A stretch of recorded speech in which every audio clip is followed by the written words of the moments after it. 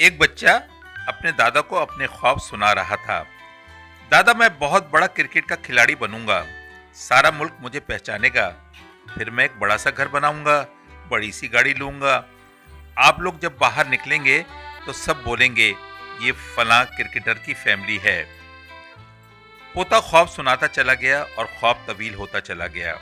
दादा खामोशी से पोते की कहानी सुन रहे थे। उनके आंगन में एक खूबसूरत तितली आ गई।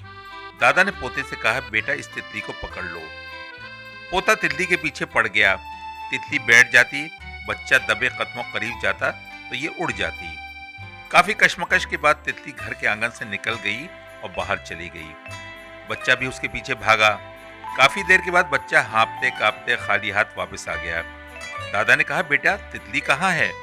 पोते ने कहा, दादा मैंने बहुत कोशिश की, बहुत भागा, लेकिन तितली हाथ ना आई। दादा मुस्कुराए और बोले, बेटा फर्ज करो अगर तुम ये चाहो कि ये तितली ही नहीं बल्कि बहुत सारी तितलियां हमारे आंगन में हर वक्त मौजूद रहें, तो तुम क्या करोगे? पोते से कोई जवाब न बन पाया। उसने खाली खाली निगाहों से दादा की तरफ देखा। तब दादा बोले, तुम इस घर के आंगन को बाग बना दो, तितलियां खुद यहाँ आएंगी। बेटा यही हाल हमारे ख्वाबों ख्वाहिशों का भी होता है।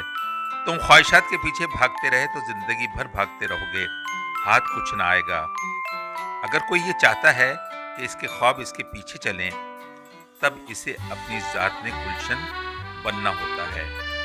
हुनर, तालीम, काबिलियत, अहलियत और डिसिप्लिन, ये सब मिलकर हमारी जात को गुलिस्तान बना देते हैं। ये आपको वो बना देते हैं जहां दुनिया आपके पीछे आती है। लेकिन सिर्फ ख्वाहिशात और ख्वाबी हों, तब दुनिया के पीछे पीछे आप दौड़ रहे होंगे और दुनिया फिर भी पकड़ाई नहीं आएगी। मौजूद ख्वातीन हजरात, ये तहरीर थी रियाज अली खटक साहब की। आखिरी लाइन वो लिखते हैं, हमारी एक बड़ी नस्ल तितलियों के ताक़ुब में बहुत दूर निकल गई है, क्योंकि हमारे आंगन ही उजाड़ हैं।